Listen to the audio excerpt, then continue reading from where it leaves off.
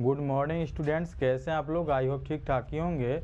आज हम लोग एक नए सेशन की ओर अग्रसर हो रहे हैं जिसमें अध्ययन करेंगे दो चर वाले रैखिक समीकरण का हल वज्र गुणन विधि अर्थात क्रॉस मल्टीप्लिकेशन मेथड से।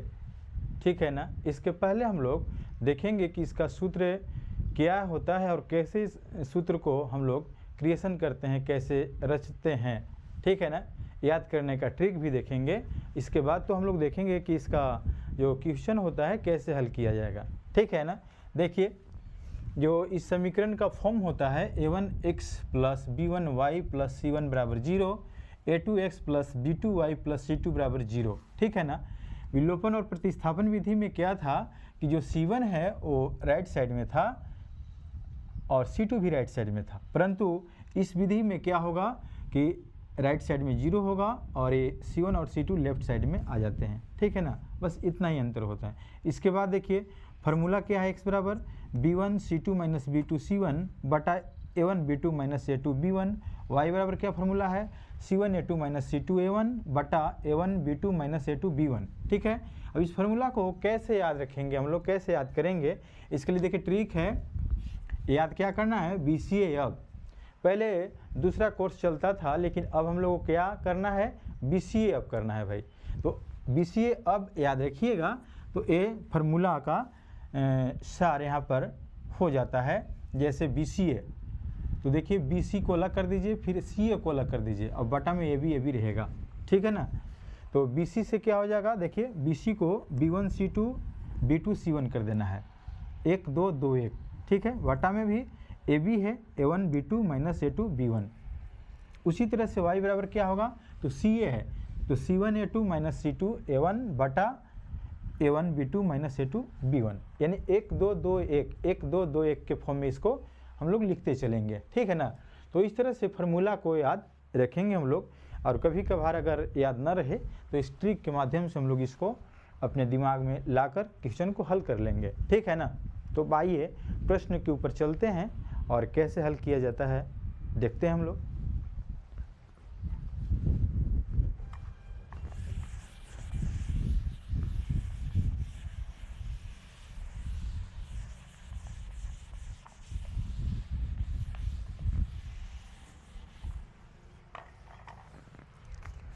देखिए पहला क्वेश्चन है 5x प्लस 3y बराबर 35, ऐसा है।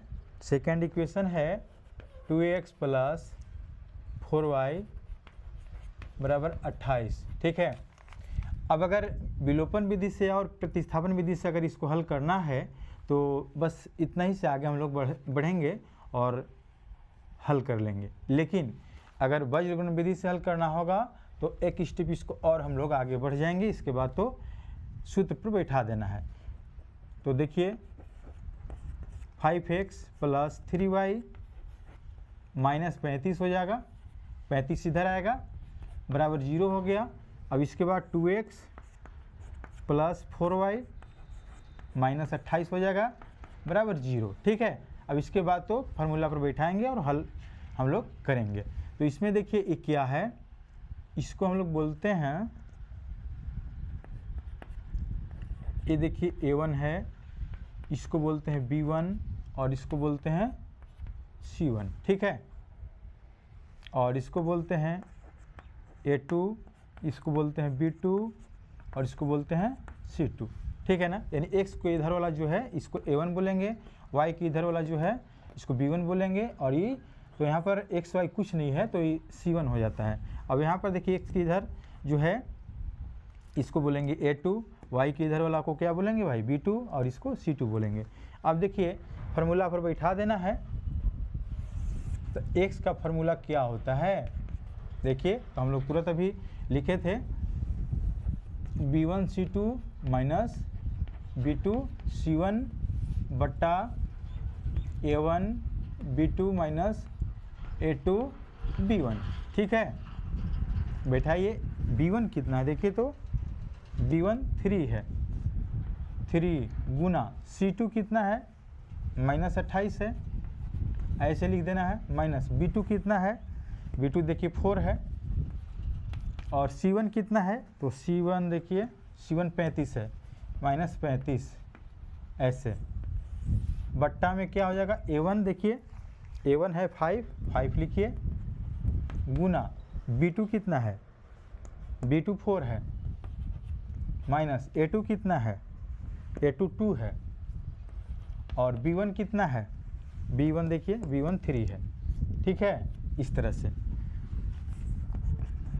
अब लिखेंगे 28 दिया तो 8 3 24 के 4 हासिल 2, 3 दूना 6 2 8 -84, और यहाँ पर प्लस हो जाएगा 5 चौ के 20 कि 0 हासिल 2, 4 3 12 और 2 14, बट्टा में देखिए 4 5 20 माइनस 3 दूना 6।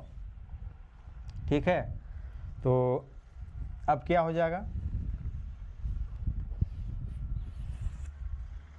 140 में से 84 घटा दीजिए तो 56 हो जाता है, 10 में से 4 गए 6 और यहाँ 13 में से 8 गया 5। ठीक है, और बट्टा में क्या हो जाएगा, तो 20 में 6 गया 14, देखिए 14 चौक 56, यानी x बराबर कितना हो गया 4। ये देखिए आंसर हो गया। ठीक है ना, तो हम लोग x का मान b1 c2 minus b2 c1 बटा a1 b2 minus a2 b1 पर बैठाकर प्राप्त कर लेते हैं। अब इसके बाद y का मान देखिए निकालते हैं हम लोग।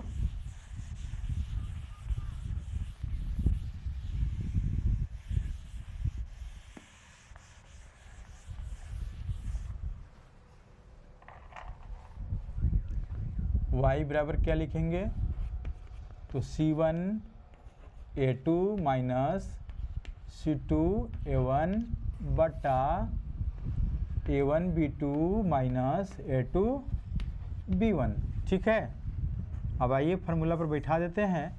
c1 कितना है, देखिए तो -35 है, -35 लिख दिया जाए, गुना a2 कितना है, a2 2 है, 2 लिख दीजिए, माइनस c2 कितना है, -28 है, ब्रैकेट क्लोज कर दीजिए ऐसे, गुना a1 कितना है, a1 देखिए 5 है,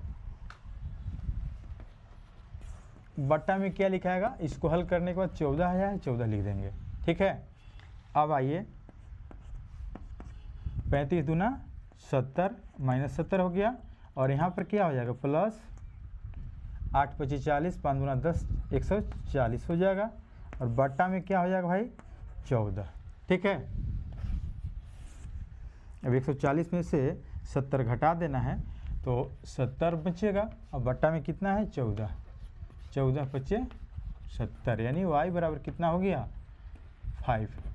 ये देखिए x बराबर कितना आया था 4 और y बराबर 5। इसी तरह से हम लोग वज्रगुणन विधि से प्रश्नों का हल कर लेंगे। ठीक है, तो उम्मीद करता हूँ कि यह जो कॉन्सेप्ट है आप लोगों को क्लियर हो रहा होगा, और अगर दिलो दिमाग में अगर बस रहा होगा यह कॉन्सेप्ट तो ज़रूर शेयर और सब्सक्राइब इस चैनल को करेंगे आप लोग। ठीक है, सेकेंड क्वेश्चन को एक देखते हैं। और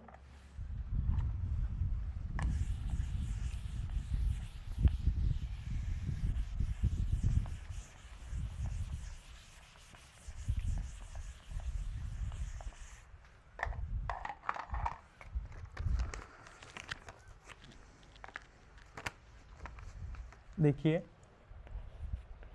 2x प्लस 3y और बराबर में 46 है, तो इधर ले आएंगे हम लोग, 46 हो जाएगा ऐसे। और इसके बाद क्या है 3x प्लस 5y है, और बराबर में है 74, तो -74 हो जाएगा इस तरह से, बराबर 0 और इधर 0 बराबर में हो जाएगा। देखिए एक क्या है, इसको हम लोग a1 बोलेंगे, इसको क्या बोलेंगे b1, और इसको c1। इसको देखिए बोलेंगे a2, इसको बोलेंगे b2 और इसको c2। ठीक है, अब इसके बाद फार्मूला पर बैठा देना है। ठीक है ना, तो देखिए इसका फार्मूला क्या होता है, x बराबर b1 c2 minus b2 c1 बटा a1 b2 minus a2 b1 होता है। तो देखिए क्या करेंगे हम लोग, b1 कितना है इसमें देखिए तो b1 3 है, गुना c2 कितना है -74 लिख देंगे, माइनस b2 कितना है 5 है, c1 कितना है -46 है, इस तरह से बट्टा a1 कितना है, a1 2 है, b2 कितना है 5 है, माइनस a2 कितना है 3 है, और b1 कितना है देखिए b1 3 है, ठीक है, a2 भी 3 है और b1 भी 3 है, ठीक है ना। अब इसमें देखिए क्या करेंगे हम लोग, 74 गुने 3 करेंगे, 4 3 12 के 2 हासिल 1, 7 21 और 1 22, ऐसे, ठीक है, माइनस में हो जाएगा। और इसके बाद यहाँ पर क्या हो जाएगा, प्लस 6 25 30 के 0 हासिल 3, 5 के 20 और 3 23, बट्टा में आइए 5 दूना 10 और 3 तरीके 9, ऐसे हो जाएगा। आइए इसमें से इसको घटा देंगे क्योंकि ज़्यादा है ना, तो घट जाएगा, 10 में से 2 गया 8, और यहाँ 2 बचेगा, 2 में से 2 गया कुछ नहीं, ठीक है, और आगे भी है 2 में से 2 गया कुछ नहीं, 8 आएगा, और बटा में कितना आएगा 1 भाग देंगे तो 8 ही तो आएगा, यानी x बराबर कितना हो गया 8, ये देखिए आंसर हो गया, ठीक है। यानी हम लोग x का मान निकाल लेते हैं, कितना हो गया 8, ठीक है ना। अब y का मान निकाल लेते हैं, देखिए